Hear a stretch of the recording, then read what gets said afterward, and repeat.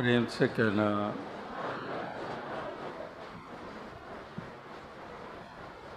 साथ संगत, आज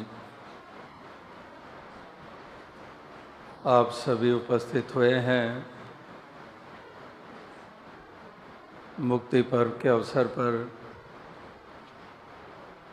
जो कि बरसों बरसों से मनाया जा रहा है और ऐतिहासिक पहलू से भी आप वाकिफ़ हैं और आज भी इस समागम में उसका जिक्र हुआ है कि किस प्रकार से जब देश की आज़ादी मनाई जा रही, इंडिपेंडेंस डे मनाया जा रहा था 1964 में, और उसी दिन जगत माता जी ने अपने इस नश्वर शरीर को त्यागा और तब से इस दिन को उस रूप में मनाया गया। और सितंबर 69 में जब 17 सितंबर को शहंशाह बाबा अवतार सिंह जी ने अपने नश्वर शरीर को त्यागा, तो उसके बाद से 15 अगस्त को ही शहंशाह जगत माता दिवस मनाया जाता रहा। और फिर वो भी समय आया जब बाबा गुरबचन सिंह जी ने ये निर्णय लिया कि इस तरह से 15 अगस्त को मुक्ति पर्व के नाम पर इसको मनाया जाए। इसी रोज़ प्रधान लाभ सिंह जी ने भी अपने नश्वर शरीर को त्यागा था और अनेकों अनेकों बुज़ुर्गों को आज हम श्रद्धा से याद करते हैं, जो इस मिशन की ऐसे आधार बने, जिनकी देन इतनी इस मिशन को आज के युग में इस प्रकार से स्थापित करने के लिए, जन जन तक की सत्य का संदेश देने के लिए, जिन्होंने बाबा बूटा सिंह जी के चरणों में जाकर,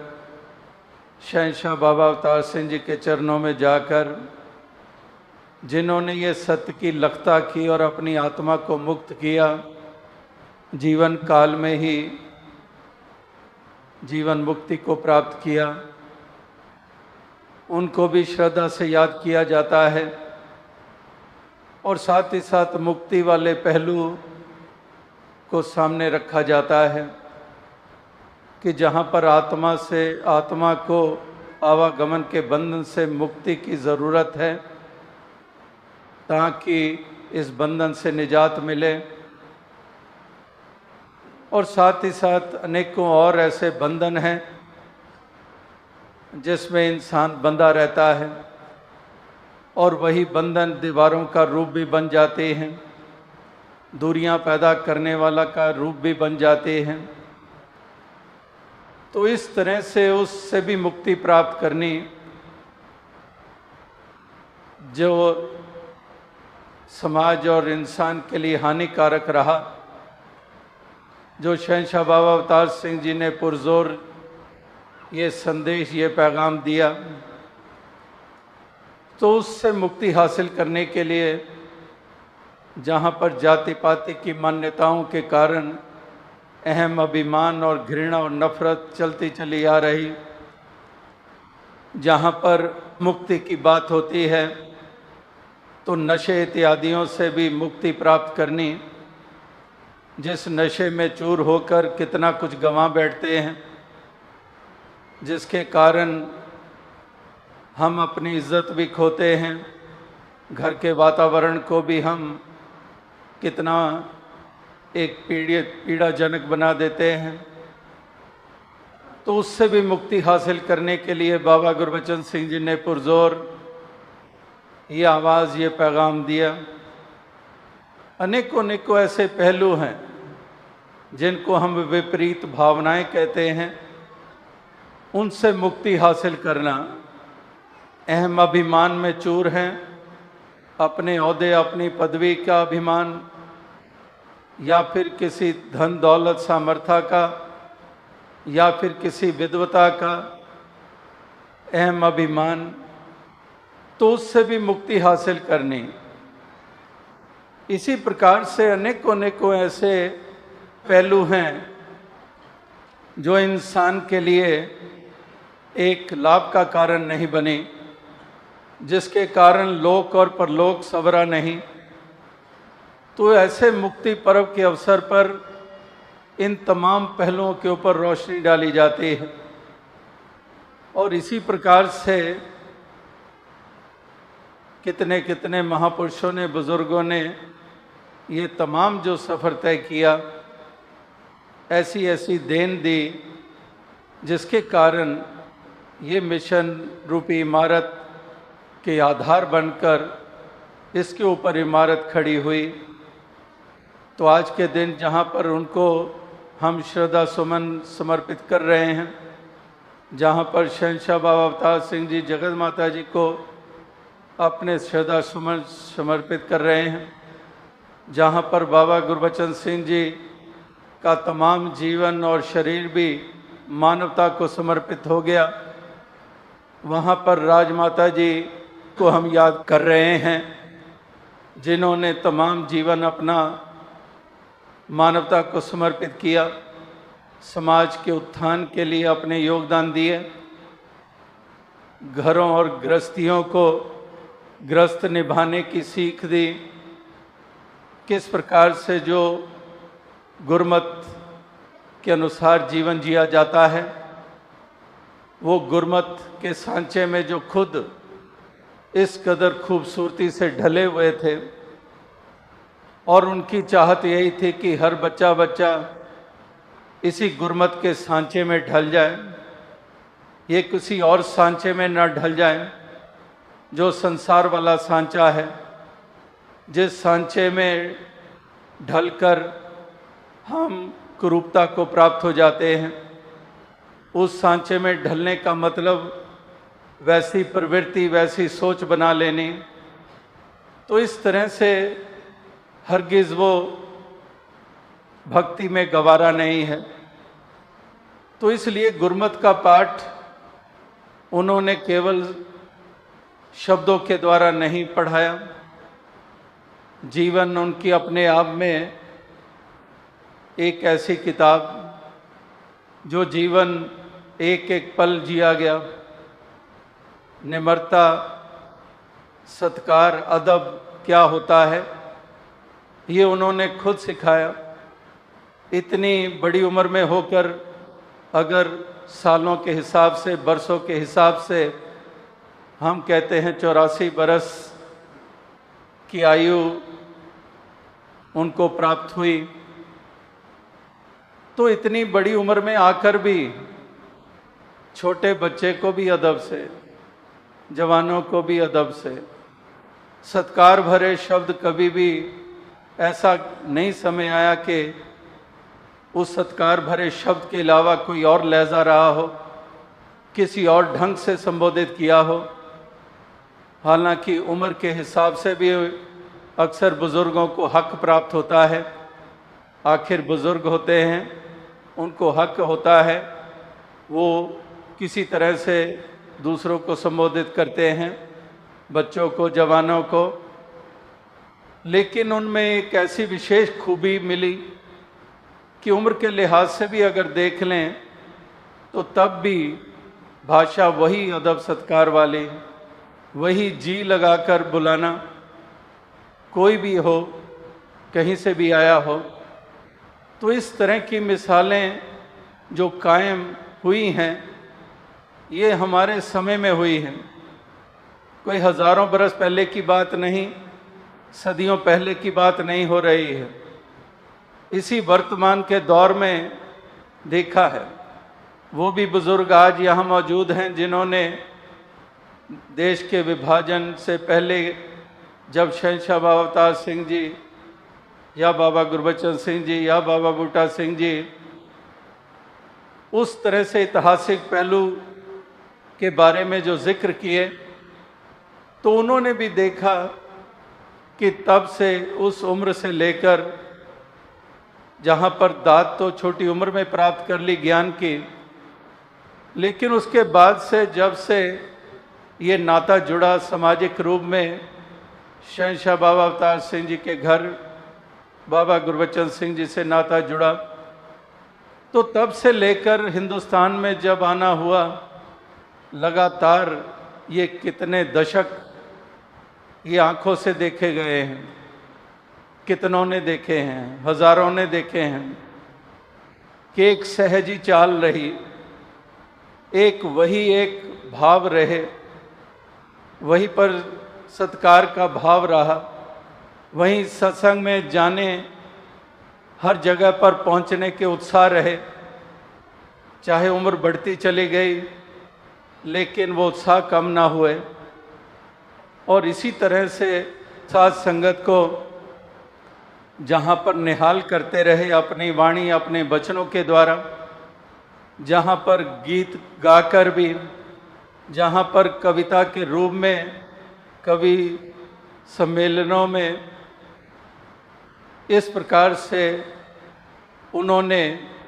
मानवता, इंसानियत, प्यार, निम्रता, सादगी और गुरमत को इस खूबी से सबके समक्ष रखा। गीत आज उनके भी हम किस कदर गुनगुनाते हैं, जो बच्चे बच्चे की ज़ुबान पे है। आंध्रा में चले जाएं, बंगाल में चले जाएं, कोई भी वो हिंदी पंजाबी भाषा जानने वाले नहीं, लेकिन वो राजमाता जी के गीत उसी तरह से गा रहे होते हैं और राजमाता जी की याद के तहत किस तरह से वो महसूसियत करते हैं। अभी हाल ही में विश्व की यात्रा हुई, जो अमेरिका, कनाडा और यूरोप जाने का मौका मिला, और वहाँ पर भी इसी तरह से वो तमाम यादें वो ताज़ा गुरमुखों के मनों में हैं और हर कोई यही बयान दे रहा है कि ऐसा जो प्रभाव उन्होंने छोड़ा है हम सोच भी नहीं सकते हैं। अगर दिमाग से काम भी लेते हैं, सोचते हैं, तो कोई नज़र ही नहीं आता इससे हटकर जैसा प्रभाव उन्होंने छोड़ा है। जैसी उन्होंने प्यार और दुलार दिया और सबको वही सलीका प्रदान करने के लिए हमेशा योगदान दिए, तो वो भी ऐसी भीनी यादों को अपने हृदयों में संजोए हुए अपने श्रद्धा सुमन समर्पित कर रहे थे। तो आज भी यहाँ पर कितने कितनों ने अपने भाव रखे, जहाँ पर राजमाता जी की शिक्षाओं को इस तरह से दोहराया जा रहा था, किस तरह से तप त्याग की भट्टी में से गुजरते हुए शरीर से ऊपर उठकर सत्संग को, सेवा को, इस निराकार के सुमरन को हमेशा महत्व दिया। सामाजिक जिम्मेदारी, पारिवारिक जिम्मेदारी को जिस खूबी से उन्होंने निभाया, वो सब एक देखने को मिला है। और उस रूप में भी उन्होंने मार्ग प्रदर्शन किए कि समाज में भी किस तरह से विचरण किया जाता है। अगर माँ का रूप है, अगर पत्नी का रूप है, अगर सास का रूप है, बेटी का रूप है, किस तरह से वो सारे ही रूप उन्होंने किस प्रकार से पेश किए। तो ऐसे ही एक प्रेरणा हर किसी को प्राप्त हो और उसी से प्रेरित होकर सारे अपने इस जीवन के सफ़र को तय करते चले जाएं। कैसे कैसे समय आए, कैसे कैसे वातावरण बने, लेकिन उनका जज्बा और उत्साह और उनकी निराकार के ऊपर अटूट अकीदा और विश्वास जो था, वो हर पहलू में वो कायम देखने को मिला और कमज़ोर दिलों को भी मजबूतियाँ मिली। उनकी ऐसी अकीदे और विश्वास को देखकर कितने कितने कमज़ोर हृदय जो कहीं पर भी लड़खड़ा सकते थे, तो उनके परिपक्व विश्वास और जो अकीदा है, उसी के कारण कितनों को सहारा मिला। जहाँ पर दुलार और ममता की छाया हर किसी को मिली, वहाँ पर इस रूप में भी कैसे कैसे एक जीवन को एक सहज बनाने के लिए, जीवन की चाल को सहज बनाने के लिए वो एक मार्ग प्रदर्शक बने, अपनी ही मिसाल खुद बनकर अपने जीवन के द्वारा,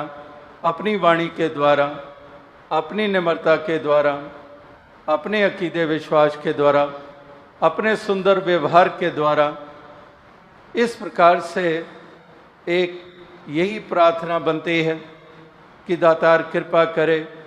कि उन जैसा सलीका आ जाए। किस तरह से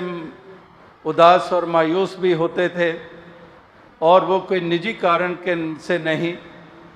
शरीर तो कई दफ़ा शहंशाह बाबा अवतार सिंह जी के समय में भी इस कदर इतनी तबीयत खराब हो चुकी थी कि जैसे डॉक्टर जवाब दे देते हैं, और किस तरह से समय समय के ऊपर कुछ कॉम्प्लिकेशंस शरीर में आती रही, लेकिन उन्होंने किसी भी कॉम्प्लिकेशन का प्रभाव ग्रहण नहीं किया। और जैसे आज भी जिक्र हो रहा था कि अगर कुछ थोड़ा भी बीमार है या अधिक भी बुखार है, तो सत्संग से अगर उनको कहा जा गया कि आराम कर लिया जाए, लेकिन एक ही बात होती थी कि वहाँ जाती हूँ संगत में, संगत के दर्शन होते हैं, निराकार का गुणगान सुनने करने को मिलता है, तो मेरी तबीयत अपने आप ठीक हो जाती है। और वाकई ऐसा देखा गया, कमरे से निकले कितनी कमज़ोरी, यहाँ सत्संग में आए और वापस लौटे और वहाँ पर कितने तरोताज़ा,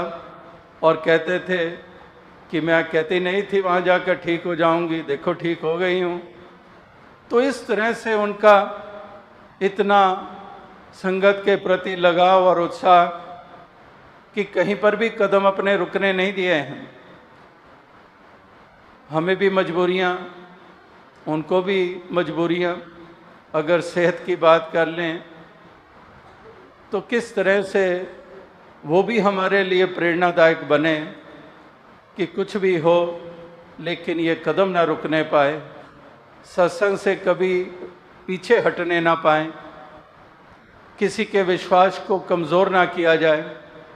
किसी को भ्रम और भरम में डाला ना जाए, किसी के दिल को दुखाया ना जाए। जो जो जिम्मेदारियां मिलती हैं, जो जिम्मेदारियां जिनको दी गई हैं, उसके कारण वो अहम में ना आ जाएं कि हम कहीं बड़े हो गए हैं। और वो यही हमेशा कहते थे कि ये आपके ऊपर कृपा हुई है कि आपको सेवा के मौके मिले हैं। कभी भी भूल के इसमें कर्ता भाव ना ले आना, कभी भी भूल कर संगत का सत्कार अपने दिल से ना निकाल देना और उनसे बदसलूकी ना कर बैठना। ये जिनको प्रबंध के ढांचे में लिया गया, उनको भी इसी तरह से शिक्षाएं दिया करते थे। तो आओ साथ संगत, कितने विनम्रता के पुंज। यह आपने देखा आज भी एग्जीबिशन जो लगी हुई है उसमें भी वो दृश्य, अभी भी आपने इस डॉक्यूमेंट्री में भी देखा कि किस तरह से पूर्ण रूप में ज़मीन पर बैठकर अपना माथा रखा हुआ चरणों में। तो दास जब भी वो ऐसे नमस्कार करते थे तो दास को यही महसूस होता था कि ये कितने ऊंचे हैं, और ऐसी ऊंचाई जो उनमें है कि किस प्रकार से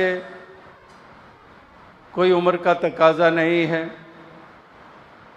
पूर्ण गुरमत ही गुरमत, केवल भक्ति ही भक्ति, वो उनके जहन, दिलो दिमाग, रोम रोम में बसी हुई है, जिसके कारण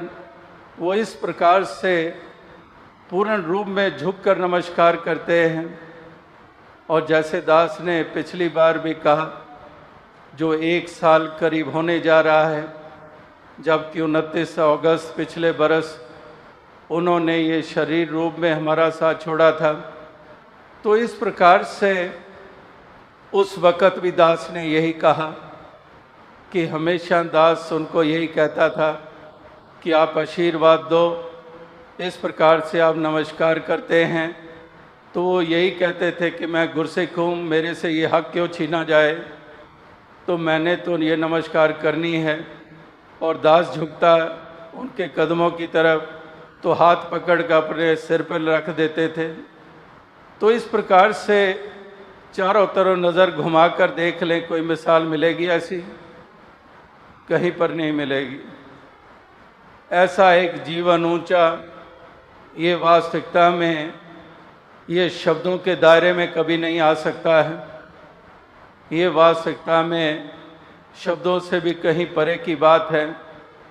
जैसे निराकार के प्रति हम कहते हैं कि निराकार भी शब्दों से परे की बात है। मन बुद्धि ते अकलों बाहरे तैनू लख प्रणाम करा, जो शहंशाह बाबा अवतार सिंह जी की वाणी में हम पढ़ते सुनते हैं। तो वहाँ पर भी यही एक महसूस होता है कि उनका जीवन ऐसा है कि सारे कद बहुत नीचे रह जाते हैं उस ऊंचे कद के सामने, और वो कद हमेशा ही इसी तरह से ऊंचा रहेगा और वही रोशन मीनार की तरह जीवन में सबके रोशनी लाते रहेंगे। तो आज इस मुक्ति पर्व के अवसर पर यही दास सरदास प्रार्थना करता है कि दातार कृपा करें कि उनके जीवन का अनुकरण अनुसरण कर पाएँ। जैसे विशाल हृदय उनका था, जैसे क्षमाशीलता उनमें कूट कूट कर भरी हुई थी, जिस तरह से वो दूसरे के अवगुणों को ढांकते थे, अपने दामन में ले लेते थे, इसी तरह से गुरसिख भी सीख जाएं उस प्रकार की क्षमाशीलता। छोटी छोटी बातों में उलझने की बजाय विशाल हृदयों के प्रमाण दें और इस प्रकार से गुरसिख का आदर सत्कार करे और इस प्रकार से अपने जीवन के म्यार को ऊंचा करें। तो ऐसी जो उनके जीवन से प्रेरणाएं मिल रही हैं, इसी तरह से हम प्रेरित होते रहें, चाहे छोटे हैं, बड़े हैं, जवान हैं, बुज़ुर्ग हैं, बहन माता का रूप है या कोई पुरुष का रूप है, कोई भी रूप में है, सेवा दल के जवानों अधिकारियों के रूप में है, प्रबंधकों के रूप में है, हर कोई इसी गुरमत के अनुसार अपने जीवन के सफ़र को ये तय करता चला जाए। ऐसी ही अरदास, ऐसी ही प्रार्थना की जाती है। और किस प्रकार से उनको शहंशाह जी के वरदान प्राप्त थे, ये पिछली बार भी जिक्र हुआ, आज भी उसका जिक्र हुआ कि किस तरह से शहंशाह बाबा अवतार सिंह जी का पूरा वरद हस्त उनके सर के ऊपर था, जहाँ से उनको ये ऐसी शक्तियाँ प्राप्त हुई। और दास ने पिछली बार भी जिक्र किया कुछ पंक्तियाँ जो शहंशाह बाबा अवतार सिंह जी ने अपने विचार में जो कहीं, तो अभी दास का ऐसा ही ध्यान आया कि वो विचार का वंश दास पढ़ के आपके समक्ष रखे। उन्होंने कहा, पहले जगत माता सन, पहले उन्हों का नाम लेंदे सी, हुण वो राज माता जी के हवाले कर गए हैं, हुण उन्हों का कम राज माता ने संभालिया है।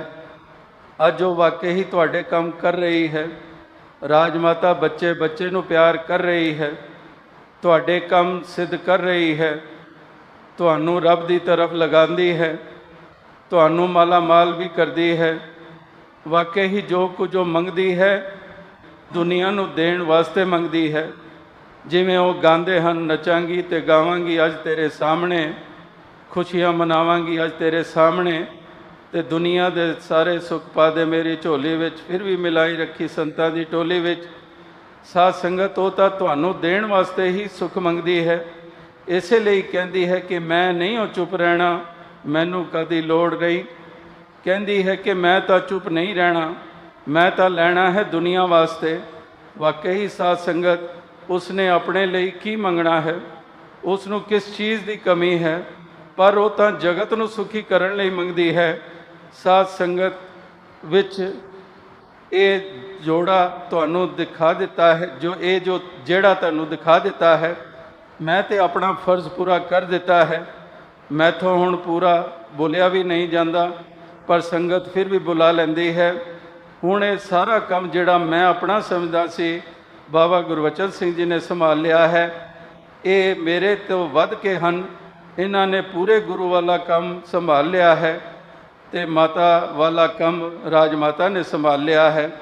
मैं तो हुण आराम ही करना है, मैं तो बस हुण आराम नाल लेटिया रहां, बस एक दो आदमी नाल रहन। साध संगत मैं फर्ज अपना पूरा कर दिता है। तो अब साध संगत किस तरह से शहंशाह बाबा अवतार सिंह जी के मन में उनके प्रति ऐसा एक ऊंचा स्थान था, ऐसा विश्वास शहंशाह जी के ऊपर उनका कायम हुआ था, और जिसकी बदौलत उन्होंने ये अपने आशीर्वाद और ये वरदान प्रदान किए, ऐसी शक्ति प्रदान की जिसके कारण तमाम उम्र राजमाता जी साध संगत को आशीर्वाद देती रहीं। कितनों के कार्य सिद्ध होते रहे, कितनों की गृहस्थियाँ बसती रहीं, और किस तरह से सेवादारों को भी उनके काम आने वाली जो जज्बे भावनाएं वो भी लगातार आखिरी श्वासों तक वो निभाते रहे। तो दास और अधिक शब्दों का सहारा ना लेता हुआ इन्हीं शब्दों से आपसे इजाज़त चाहेगा। साध संगत जी धन्य।